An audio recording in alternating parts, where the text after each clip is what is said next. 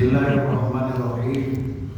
Assalamualaikum warahmatullahi wabarakatuh. Alhamdulillahirabbil alamin, wassalatu wassalamu ala asrofil anbiya'i wal mursalin, imamil muttaqin, sayyidil qurril muhajirin wa ala alihi wa sahbihi ajma'in. Amma ba'du. A'udzu billahi minasyaitonir rajim. Bismillahirrahmanirrahim. Subhanalladzi asra bi 'abdihi lailan minal masjidil haram ilal masjidil aqsa alladzi barakna hawlahu linuriyahu min ayatina innahu huwas samiul basir. Marilah kita sama-sama mengucapkan puji dan syukur kepada Allah Subhanahu wa taala.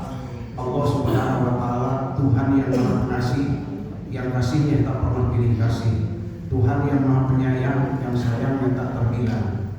Salawat teriring salam semoga tercurah limpah kepada manusia yang paling agung, diagungkan oleh Allah, didekatkan namanya dengan nama Allah, yaitu Nabi Muhammad SAW, kepada para sahabat dan para keluarganya. Mudah-mudahan kita termasuk umat beliau yang nanti di hari kiamat akan mendapatkan syafaatul uzma.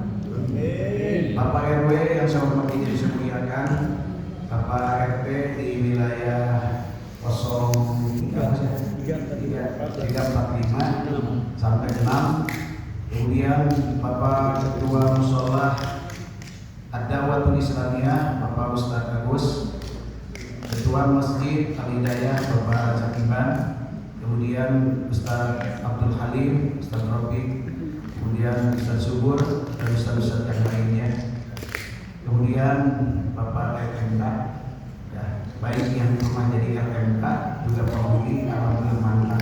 Pokoknya semuanya mendapatkan keridhaan Allah Subhanahu wa taala. Amin. Hadirin rahimakumullah. Berbicara tentang masalah Isra Mi'raj, saya mengangkat satu saja.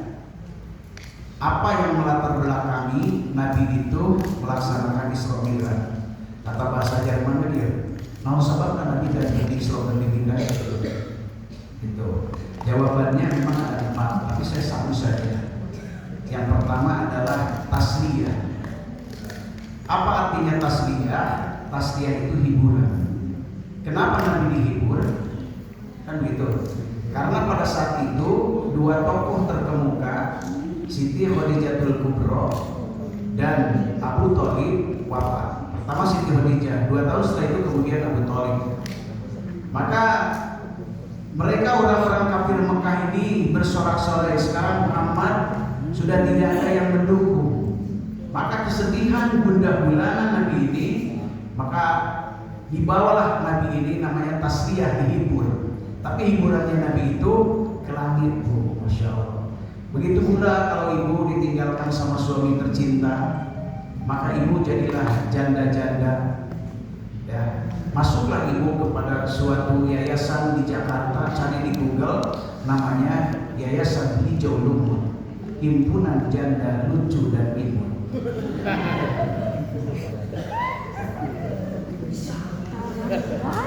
Tasliyah, proses perjalanan Nabi dari Mekah ke Yerusalem ke Palestina. Subhana ini disebut dalam tafsir ayat kalimatun azubiyatun, kalimat azubiyah. Setiap kalimat yang dimulai dengan subhana itu pasti kesananya ada perkara yang sangat besar dan tidak ilmiah. Kalau diilmiahkan hanya dengan hati, Pak. Ya. Dengan keimanan kepada Allah Subhanahu wa taala. Berangkat Nabi itu dari Masjidil Haram menuju Palestina, Yerusalem, Masjidil Aqsa. Berapa jaraknya? 1461 kilometer, bukan sentimeter, Pak. Maka perjalanan Nabi dari Masjidil Haram ini perjalanan syariah. Mana perjalanannya thariqatnya? Nabi naik barkun, naik cahaya. Yang satu kekuatan cahaya ini menurut NASA itu adalah 300.000 km per detik. Jadi kalau dihitung Rasulullah SAW dengan teknologi canggih sekarang, 5 kali kali 10 pangkat 12, jadi itu ada kuis. 5 kali 10 pangkat 12, 5 kali 10 50, 50 kali 10 sudah 500, kalikan dulu 12. Hasilnya kali 360 hari, kali 24 jam, kali 60 menit, kali 60 detik, kali 300.000 km per detik. Pakai HP nggak bisa, harus pakai laptop hitungnya. Berapa? 47 triliun tahun cahaya. Jadi proses perjalanan ini, Nabi tadi torikotnya adalah naik barkun. Apakah barkun buruk itu yang ada gambar jemaah itu? Bukan. Itu yang bikin Abraham orang kafir, orang Yahudi. Kita yang beli. Jadi kalau pulang dari sini nanti ada gambar buruk, langsung dibuang.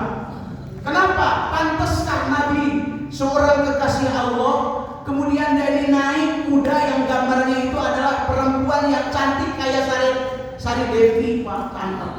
Ini menghina sebenarnya kepada Rasulullah. Itu dulu ada anjuran harus segera membakar. Itu yang bikinnya namanya yaitu Abraham, raja bumi ya.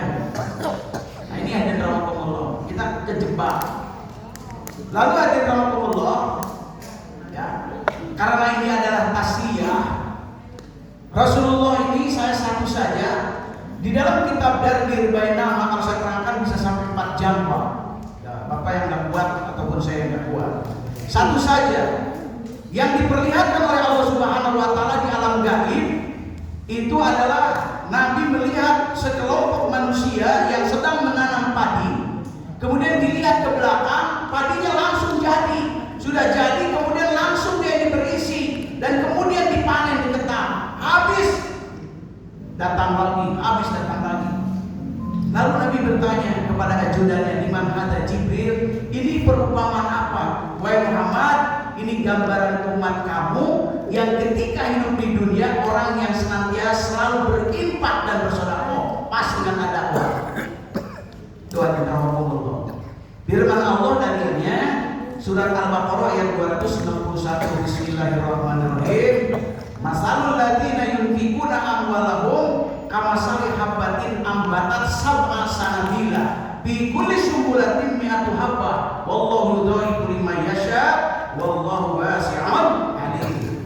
Perumpamaan orang yang menginfakkan harta di jalan Allah seumpama satu benih dari benih ini tumbuh Pak, yaitu 7 bulir, kata orang Sunda 7 ranggeri, 7 bulir. Tiap-tiap bulir ada 100, jadi 7. Maka mudah-mudahan ibu-ibu yang selalu menginfakkan sedekah anak yatim, gak usah takut tuh. Saya ini punya anak yatim 870, sekarang udah mencapai 1000. Ya, paling orang ada apa sudah dipintain nanti setiap tahun. Coba Pak, 870 kan banyaknya. Kali 50.000 aja berapa dari rahmatullah. Ya, maka layan kusum malum di sodakotin, tidak akan berkurang harta yang disodakohkan. Baliyazdat kata Nabi, bertambah. Maka disebutnya itu sodakoh. Kalau sodakoh nggak mesti harus uang. Nabi bersabda, man kana lahu malun, siapa orang yang punya harta, falyatasaddaq bimalihi, sodakohkan hartanya. Wa man kana lahu ilmun, siapa orang yang punya ilmu, falyatasaddaq biilmihi, sodakohkan ilmunya. Wa man kana lahu quwwatun, siapa orang punya kekuatan, falyatasaddaq biquwwatihi. Wa man kana lahu jahun, punya pengaruh. Siapa yang punya pengaruh di RW 07? Pak RW. Pengaruhi masyarakat. Tadi pengaruhi kita ini untuk kebaikan-kebaikan, tadi untuk mengajak kita ini senantiasa untuk berkorban. Nah ini ada rahmatullah. Rasulullah ini ada rahmatullah, perjalanan thariqah, kemudian perjalanan hakikat dari langit pertama itu ketebalannya 500 tahun Pak. Kalau kali 7 berarti sudah 3.500. Kalau Bapak yang pernah haji pernah umroh, naik itu kapal, bukan itu yang namanya langit Pak, bukan, itu mah awan. Ya, awan. Nah ini hadir Rasulullah SAW. Kemudian dia ini naik hadir Rasulullah. Dalilnya dalam Al-Quran tentang mi'raj, dipercepat saja. Surat 53 surat An-Najm ya, ayat 11 sampai 18. Bismillahirrahmanirrahim. Ma kadabal fuadu ma ra'a afatumarunahu ala ma yara wa laqad ra'ahu nazlatan ukhra inda sidratil muntaha innaha jannatul ma'wa idh yaghsha sidrata ma yaghsha ma zaghal basar wa ma tagha laqad ra'a min ayati rabbihil kubra. Hatinya Muhammad tidak mendustakan apa yang dia lihat. Nabi Muhammad itu melihat apa? Melihat Jibril yang asli. Jadi ketika Jibril datang dia ini ke dunia, dia berubah bentuk. Dia pakai jubah, rambutnya dia hitam, mengajarkan tentang iman, Islam dan ihsan. Ternyata Pak, Nabi diperlihatkan di Sidratul Muntaha kepada malaikat Jibril, dia mempunyai 600 sayap. Yang jarak sayapnya itu adalah 60 tahun sampai 70 tahun Pak. Ada 600.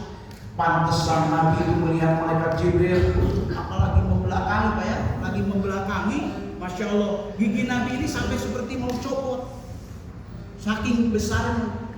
Seperti ibu-ibu, kita semua bakal didatangi oleh temannya malaikat Jibril, yaitu malaikat Azrail. Bila Israil datang memanggil, jasad terbujur di pembaringan, seluruh tubuh akan menggigil, sekujur badan kan kedinginan.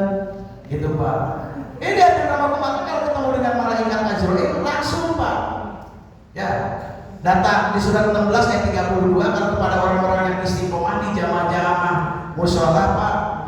Alladzina tatawaffahumul malaikatu thayyibin, yaitu mereka orang-orang yang diwafatkan dalam keadaan baik. Yaquluna, mereka para malaikat mengatakan salamun, salam sejahtera.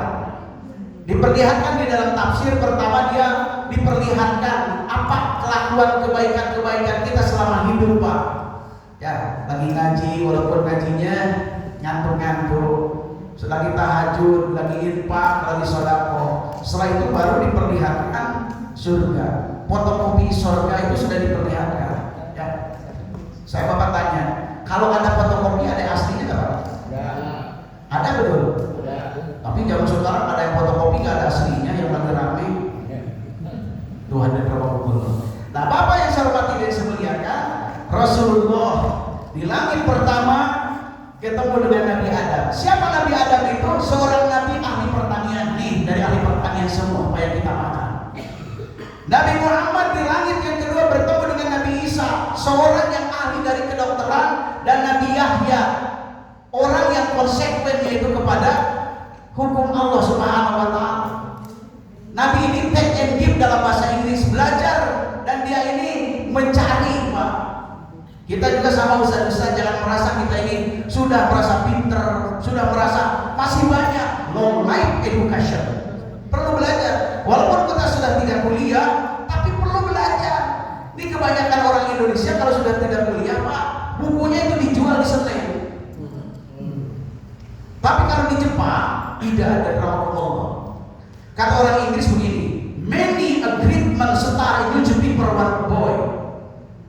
Allah Azza wa Jalla put the success in zaman and hierarchy only the perfect being. Ngerti ya? Banyak orang-orang yang memulai, dia ini tadinya jualan koran, akhirnya menjadi bos koran. Dan Allah telah meletakkan kesuksesan dan kejayaan umat manusia ada di dalam agama yang sempurna yang dibawa oleh Rasulullah Sallallahu Alaihi Wasallam. Ketika Nabi bertemu dengan Nabi Idris, Nabi Idris ini seorang nabi Pak, ahli dalam bidang industri. Maka diambil pertama itu oleh orang Belanda. Maka kalau orang Belanda dia ini membangun di mana saja peninggalannya di kota, itu bagus. Beda dengan insinyur di kita. 3 tahun udah hancur Pak. Kenapa? Banyaknya jangka pendek, jangka saku, jangka air, jangka dapur. Kalau Belanda nggak ada dapur. Maka disebut Belanda itu negara Amsterdam. Ya. Di bawahnya negara, di atasnya itu laut tuh. Coba kalau itu eplok gimana? Tapi sampai hari ini belum Pak. Tuh, Belanda itu dari Nabi Idris. Kemudian Rasulullah SAW bertemu dengan Nabi Yusuf, Pak. Nabi Yusuf itu apa? Ahli ekonomi. Ahli ekonomi. Maka kita perlu belajar. Maka kalau kita ingin pinter, masuk belajar tentang ekonomi, baik ekonomi mikro ataupun makro. Saya kalau ada jurusan sekarang di kuliah, jurusan rizki saya akan masuk.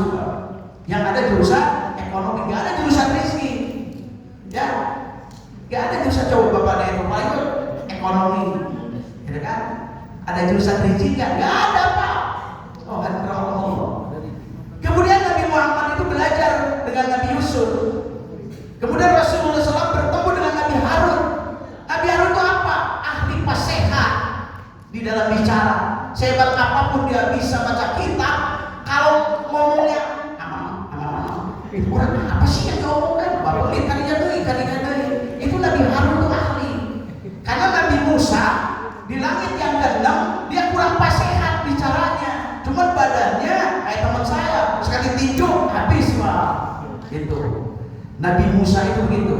Karena dia kejar-kejar oleh Fir'aun gara-gara dia ngebunuh orang melarai, kemudian dia ngelawan, das. Berarti kekuatan Nabi Musa walaupun nggak bisa bicara, itu kekuatan tinjuannya lebih daripada Tyson. Tyson Pak beberapa kali baru mati, Pak. Kalau ini lebih banyak satu kali saja. Pak, di langit ke-7 pada Rasulullah ketemu dengan Nabi Ibrahim alaihissalam. Siapa Nabi Ibrahim? Seorang nabi yang ahli berkorban. Ingin tahu pengorbanan Nabi Ibrahim? Tadi tentang masalah di hari kurban. 1000 ekor kambing, 300 sapi, 100 unta. Saya hitung, Pak. Sekarang kambing kali 5 juta, sapi 25 juta, sudah 7,5 miliar. Kemudian kalau onta 50 juta, kurang lebih 14,5 miliar Nabi Ibrahim. Oh, Pak. Dan Nabi Ibrahim hebatnya kalau setiap dia itu mau makan, dicari dulu open house. Kalau kita mah ditutup pintu, jangan ikut juga. Tuh bedanya, Pak. Padahal banyak cerita tentang Nabi Ibrahim. Pelitnya, naudzubillah min dzalik, Allah. Kalau banyak cerita. Nah, Bapak yang saya hormati dan saya muliakan, baru Rasulullah SAW di Sidratul Muntaha masuk. Di dalam beberapa tafsir saya lihat ini akhir daripada seluruh keilmuan mereka para malaikat dan seluruh mereka ini ada Sayyidul Mursalin, hanya sana. Lalu Rasulullah masuklah, yaitu ke sana. Idyaja Sidratul Mayaksa, ketika Sidratul Muntaha diliputi oleh sesuatu yang meliputi. Saya lihat dalam tafsirul Bayan dan tafsirul Ma'ani, sesuatu yang meliputi ini cahaya yang penuh dengan cahaya. Lalu masuklah Rasulullah. Jibril, kenapa tidak masuk? Wahai Muhammad, saya tercipta dari cahaya. Kalau masuk cahaya sana, habislah saya hangus. Masya Allah. Untuk apa? Rasulullah SAW yaitu menerima sholat yang lima waktu. Ibu dan bapak harus tahu sejarah. Nabi-nabi yang dulu juga melaksanakan sholat, Pak. Nabi Musa sholatnya gimana? Takbiratul ihram, langsung duduk. Nabi Isa takbiratul ihram, langsung sujud. Nabi Daud alaihissalam, Nabi Sulaiman alaihissalam, dia takbiratul berdiri dia mah. Assalamualaikum, assalamualaikum. Bahkan meninggalnya lagi sholat. Ibunda Nabi Isa, Siti Maryam, bagaimana sholat ini? Aneh lagi. Wasjudi, sujud, warkai, ruku dulu, sujud dulu, baru wassalam. Gak usah dikritik, Pak. Memang disuruhnya sama Allah begitu. Kalau kita kan ruku dulu, baru sujud. Pertanyaannya, boleh gak usah tadi kita mengikuti sholat Nabi Musa? Boleh. Kapan? Kalau sakit. Kalau sakit, Pak, sakit tetap kita ini wajib sholat. Kalau kita sudah tidak bisa berdiri, duduk. Kalau sudah tidak bisa duduk, terlentang. Kalau sudah tidak waktu terlentang, ingetin waktu-waktu sholat. Kalau sudah tidak ingat waktu sholat, bawa ke dakwah. Sholat. Kalau udah begitu. Makanya siapa? Pertanyaan orang yang pertama kali melakukan sholat subuh sebelum Nabi Muhammad? Nabi Adam. Ketika diturunkan dia ini, Pak, ini banyak yang belum tahu.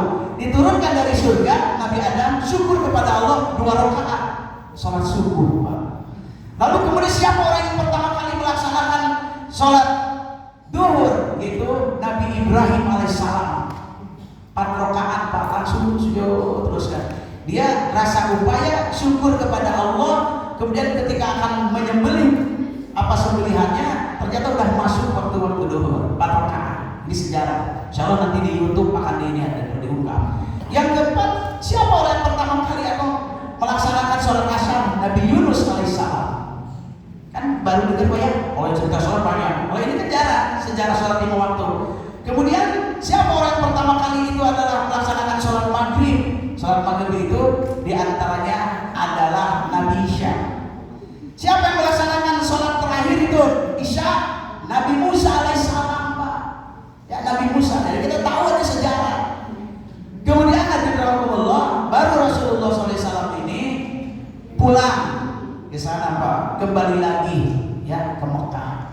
Ceritanya belum ada sholat. Kata balik, Nabi Muhammad berangkat habis sholat Isya. Boleh diceritain, ngaco. Jadi ini Rasulullah SAW belum ada sholat. Lalu pertanyaan, sholat apa yang dilakukan oleh Nabi? Sholat tahajud. Jadi sholat tahajud itu paling tua sebelum Nabi melaksanakan, seperti nabi-nabi yang terdahulu. Nah, begitu Pak. Baru Rasulullah SAW ketika dia ini di Mekah 40 tahun, baru dia ini ditambah 13 tahun berarti 53 tahun. Nah, baru dia ini berangkat ke Madinah. 1 tahun sebelum ke Madinah baru Rasulullah diperintahkan untuk namanya tasliyah, berangkat dari kota Mekah menuju ke mana?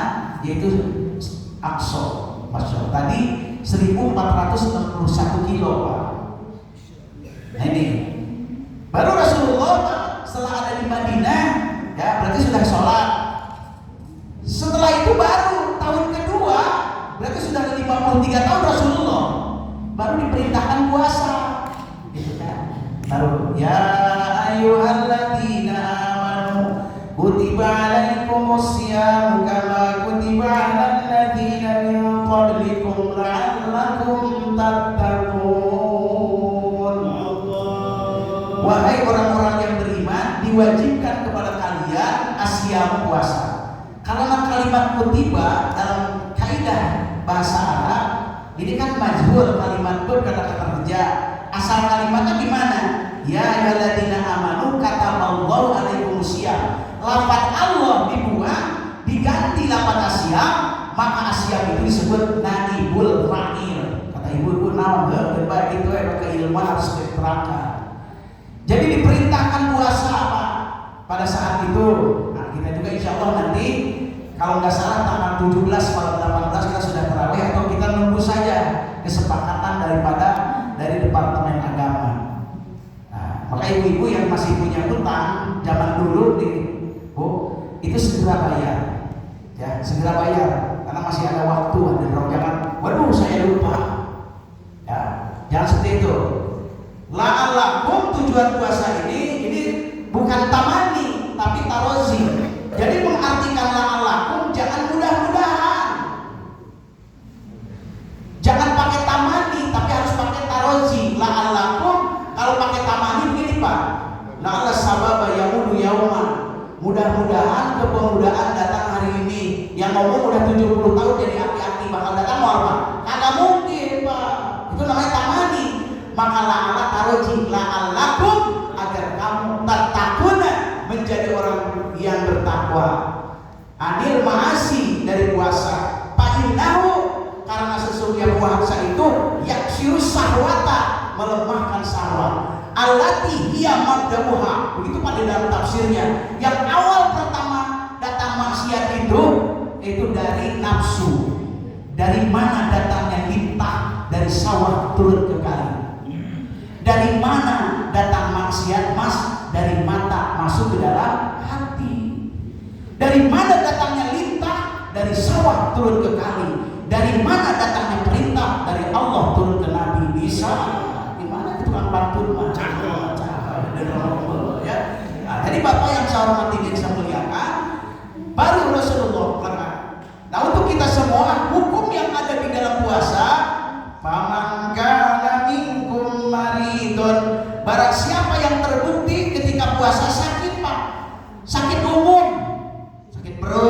sakit perut itu bahasa Arabnya apa? Suul butun, seul betul. Sakit gigi, itu kan umum. Karena ada sakit yang kedua,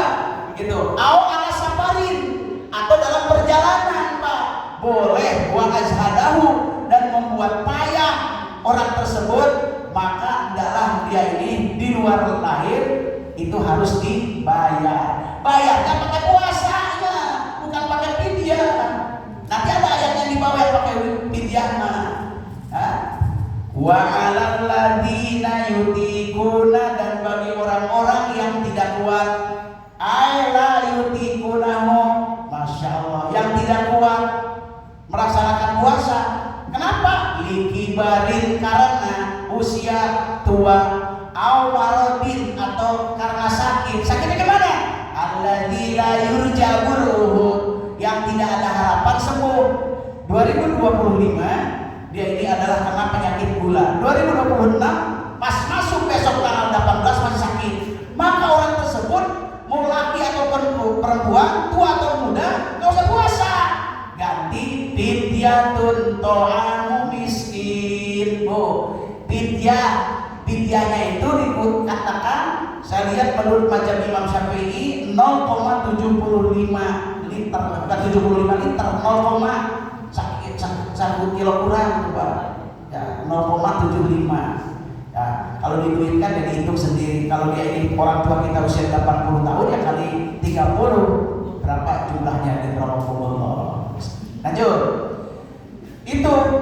Kemudian wa antasumu, dan kamu melaksanakan puasa. Ini tasumu, saya tanya kepada orang ahli balaghah, guru, kemana ini diatopkannya? Masya Allah, karena guru saya ahli balaghah, kali deh, mana yang masalah ngaco sih batur gitu kan otaknya. Wa antasumu itu diatapkan kepada mahal jumlah 8 sahabat. Jadi gimana cara mengartikannya? Wa antasumu, dan kamu melaksanakan puasa di perjalanan, khairul lakum, lebih baik. Contoh, Bapak mau pergi ke Surabaya, sudah kita niat Pak, sampai Cirebon, Masya Allah, kita udah gak kuat Pak, dilatih Quraisyin, perut kita ini ada rahmatullah. Ya. Kemudian knalpot bawah deprak-prot. Nah, Bapak dalam tersebut mau terus puasa, apa dibatalkan? Boleh Pak, sebab orang Islam itu Pak ada imannya sedikit. Waktu ngaji di kampungnya ada imannya, sudah ke Jakarta nggak pernah ngaji lagi. Berangkat dia ke Surabaya, bapak kita, kemudian dia telepon, nah siapin bapak, Masya Allah, narimu kepada gitu kan. Kata anaknya pinter, bapak puasa, oh bapak mah puasa kuat, sholatnya tuh Pak kagak tuh. Ada orang kejadian seperti itu. Yang nomor 2, waktu bulan suci Ramadan itu mah nggak puasa, nggak sholat, kacidak kalau jalan mana itu puasa tuh sholat kesalahan tuh Pak. Maka apa nih? Dengan iman hidup menjadi terarah. Pak, dengan iman hidup menjadi terarah. Dengan ilmu hidup menjadi mudah. Dengan seni gaya hidup menjadi indah. Lihat saya tuh, ini seni Pak. Ada buntutnya, seni ada rahmatullah. Ini seni semua. Kayak para dutan jadi ustaz ada rahmatullah. Seni ini ada rahmatullah. Sekarang saya udah bikin lagi yang hitam pakai ginian kata saya. Istri saya kan merancang Pak buat suaminya. Kan senang ada rahmatullah. Rancang yang bagus. Karena saya buat Idul Fitri bikin ininya yang hitam, kemudian ini coklat. Cari biasa. Siap Pak. Itu Pak seni. Ulangi. Dengan iman hidup akan menjadi terarah, dengan seni gaya hidup menjadi indah, dengan ilmu hidup menjadi mudah. Hadirin rahmatullah, sudah tiga-tiganya bagus ya tentang masalah sholat Isra Mi'raj harus sampai ke sana. Tolong jangan mengatakan oleh-oleh. Saya baru pulang dari Garut, ibu-ibu gak dikasih dodol, namanya oleh-oleh. Mungkin orang yang banyak yang gak sholat di RW 07, ustaznya ngomongnya oleh-oleh sih, bukan oleh-oleh. Hasil Isra Mi'raj itu apa? Hadis riwayat Muhammad 3. 1. Akhir surat Al-Baqarah. 2. Terampuninya umat Rasulullah SAW kecuali yang musyrik. Yang ketiga, menerima sholat yang 5 waktu, nilainya sama dengan 50 waktu. Mudah-mudahan bapak-bapak yang sholat ini sampaikan pas setengah jam di rahmatullah. Allah memberkahi kepada kita semua di rahmatullah ya. Kalau ingin dilanjutin jangan lanjutin sendiri aja nanti di Al-Hidayah di rahmatullah ya. Mudah-mudahan ibu-ibu terutama ibu Hajah Nurmi yang selalu membina jamaah di Al-Hidayah di Mushola Nurulillah berbagai di sini diberkahi Allah Subhanahu wa taala. Mudah-mudahan juga bapak-bapak yang senantiasa berinfak, bersedekah dibalas oleh Subhanahu wa taala. Saya sebagai pribadi juga sama yang ngajar alhamdulillah sampai hari ini belum pernah saya itu tidak ngaji. Mau banjir mau apa saja gitu ya.